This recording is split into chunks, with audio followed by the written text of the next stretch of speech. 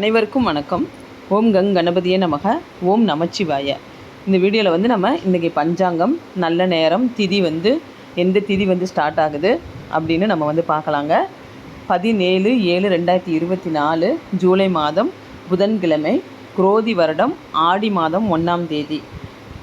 இன்றைக்கி வந்து பார்த்திங்கன்னா சூரிய உதயம் வந்து காலையில் 6 மணிக்கு வந்து ஸ்டார்ட் ஆகுது. திதி இன்று இரவு 7:16 வரை ஏகாதசி திதி. அதற்கு பிறகு துவாதசி திதி வந்து ஸ்டார்ட் ஆயிரும். நட்சத்திரம் இன்று அதிகாலை 1 மணி வரைக்கும் விசாகம், நாள் பூராவும் அனுச நட்சத்திரம் ஸ்டார்ட் ஆயிரும். நாம யோகம் அதிகாலை 5:45 வரைக்கும் அமிர்த யோகம் இருக்குது. அதுக்கப்புறம் வந்து பார்த்திங்கன்னா சுப்பிரமம் யோகம் வந்து ஸ்டார்ட் ஆயிடுது. கரணம் இன்று காலை 6:57 வரைக்கும் வணிசை கரணம், இரவு 7:16 வரைக்கும் பத்திரை கரணம், அதற்கு பின்பு பவகரணம் ஸ்டார்ட் ஆயிரும்.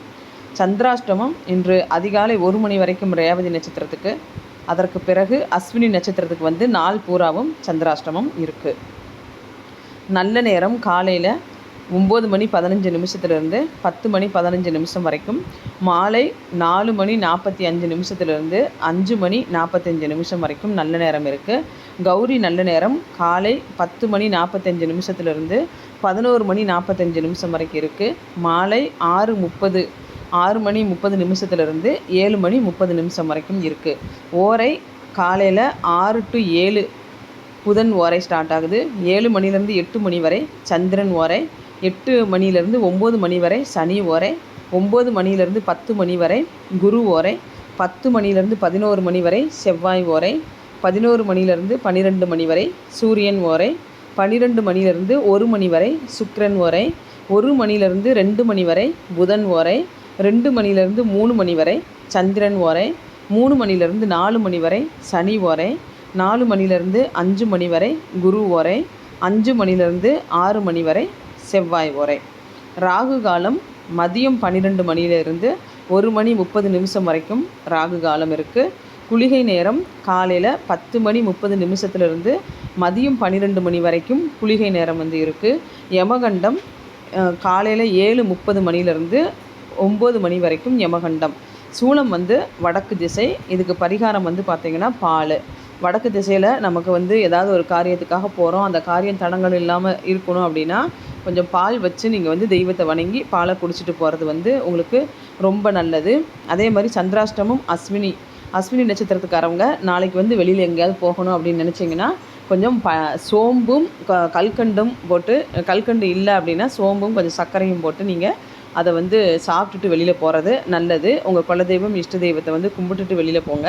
யாருக்கிட்டையும் வந்து வீண் வம்பு வாக்குவாதம் வந்து அவங்களா வந்தாலும் நீங்கள் வந்து உங்களை தேடி வந்தாலும் நீங்கள் கொஞ்சம் அமைதியாக உங்கள் பேச்சை வந்து கட்டுப்படுத்தி நிதானமாக பேசுகிறது வந்து உங்களுக்கு வந்து ரொம்ப நல்லது.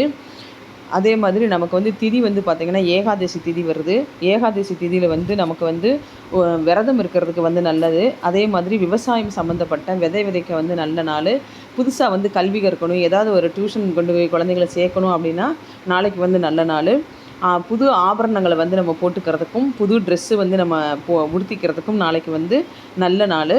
அதே மாதிரி நம்ம வந்து எங்கேயாவது நம்ம கோயிலில் போய் நம்ம தரிசனம் பண்ணுறதுக்கும் வந்து நல்ல ஒரு நாளாக வந்து இந்த ஏகாதசி திதியை வந்து நம்ம வந்து யூஸ் பண்ணிக்கலாம். கடவுள் வழிபாடு வந்து பார்த்திங்கன்னா நாளைக்கு ஆடி 1 நம்ம வந்து அம்மன் வழிபாடு பண்ணலாம், குலதெய்வ வழிபாடு பண்ணலாம். புதன்கிழமைக்குரிய கயக்கிரிவர் வழிபாடு வந்து பண்ணுறது ரொம்ப சிறப்பு. இந்த 3மே நீங்கள் வந்து நாளைக்கு வந்து பண்ணிக்கிறது நல்லது. ஏன்னா புதன்கிழமை வந்து ஆடி மாதம் 1ஆம் தேதி பிறக்கிறதுனால ஆடி மாதம் முழுவதுமே நம்ம வந்து அம்மனை வந்து வழிபடுவோம்.